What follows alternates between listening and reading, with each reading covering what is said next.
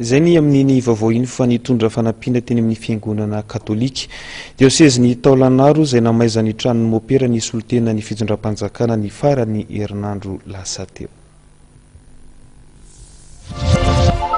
Efa mambolana maro izay no may ny trano ipetrahan'ny mompera ny diosezin'i Taolagnaro. Raha izao tranon'i mompera, eto moa zany mompera izy mipetraka ao tamin'ny faharoa amby roapolo ny volana jiona no nisiny zay fahamaizana zay zao tena hitantsika zao.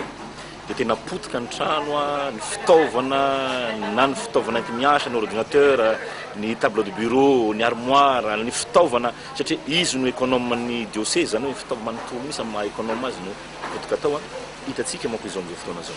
Any amin'ny 2.3 tapitrisa ariary any ny tedi-bidin'ireo zavatra may raha ny fanazavan'ny père curé. Raha ny fahasimban'ny trano sy ny fahasimban'ny zavatra ao zany raha ny trano ihany zany dia anohany amin'ny ataontsika hoe 80 millions d'ariary eo zany ny ataontsika hoe ny évaluation ny trano dia réévaluation ny fitaovana aloha zany zao ny fitaovana rehetra zany manakaikaiky ny any amin'ny ataontsika hoe 50 millions d'ariary eo zay ro zany raha ataontsika hoe raha ny tomatomany zany zavatra rehetra simba. Indrindra moa zany tena tsy azo tombana amin'ny bidy misy zany le ataontsika hoe le archive ny économan'ny diocèse tao anatin'ny taona maro zany dia potika tao anatin'ny afo daholo dia io zany tsy azo tombana bidy mihitsy fa io zany tena anisan'ny harembe zany tena fahavoazam-ben'ny diocèse zany amin'izao fotoana izao.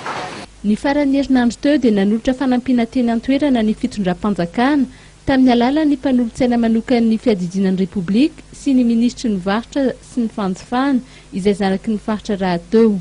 Raha jerena moa ny filanareo araka voalaza teo hoe milany amin'ny 70 tôle nareo dia 3 mètres efa tonga io ny tôle ary mila ciment ihany koa satria miteny moa teo père iza moa ionezime hoe jerena miaraka amin'ny mpikambana dia efa miteny ny filoham-pirenena raisiny an-tanana koa zay tsy vitany io tôle io ihany fa omena nareo koa zay ciment zay anaovana ny trano io. Tsy ny teo anivon'ny Fiangonana katolika ihany no notoloran'izy ireo fanampiana fa teo ihany koa ny fanoloran'izy ireo kidoro, bodofotsy ary tôle ho an'ireo voafonja.